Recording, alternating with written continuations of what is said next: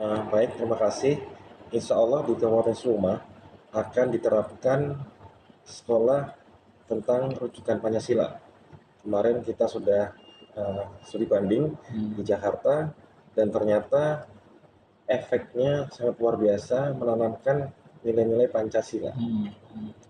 Ada satu SMP dan satu SD yang di Kabupaten Suma insya Allah akan diterapkan. Nah, ini nilai-nilai Pancasila ini akan didorong dengan berbagai cara permainan, metode mendidik anak, metode cara bagaimana menanamkan, dan metode siapa saja yang terlibat. Ini sudah dikaji secara keilmuan dan hanya tinggal menerapkan.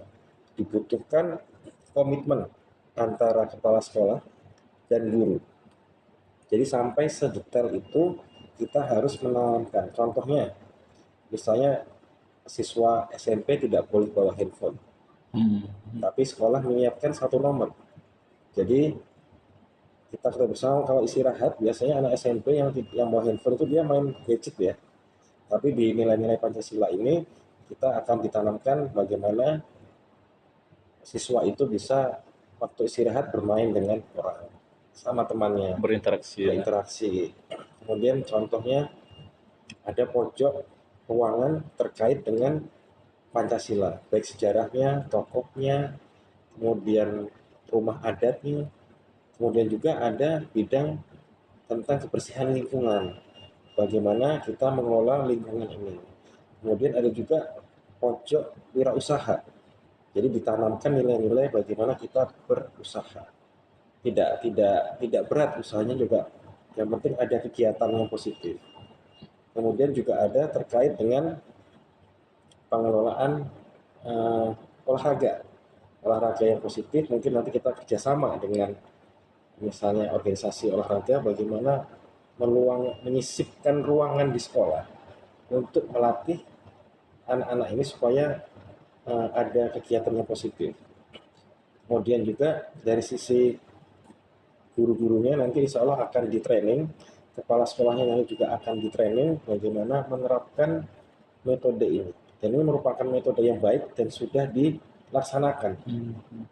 Di Jakarta, kita ketahui bersama SMP 28 itu merupakan SMP di wilayah yang terpadat penduduknya.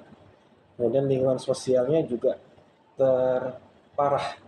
Dan itu bisa merubah perilaku dari siswa-siswa tersebut. Jadi perilaku ini akan diajarkan secara langsung, bergotong royong, kemudian cara berjualan, kemudian cara mengelola sampah, bagaimana bisa berinteraksi dengan teman-teman dengan pertanyaan-pertanyaan yang sudah di riset. Pertanyaan-pertanyaan inilah yang sudah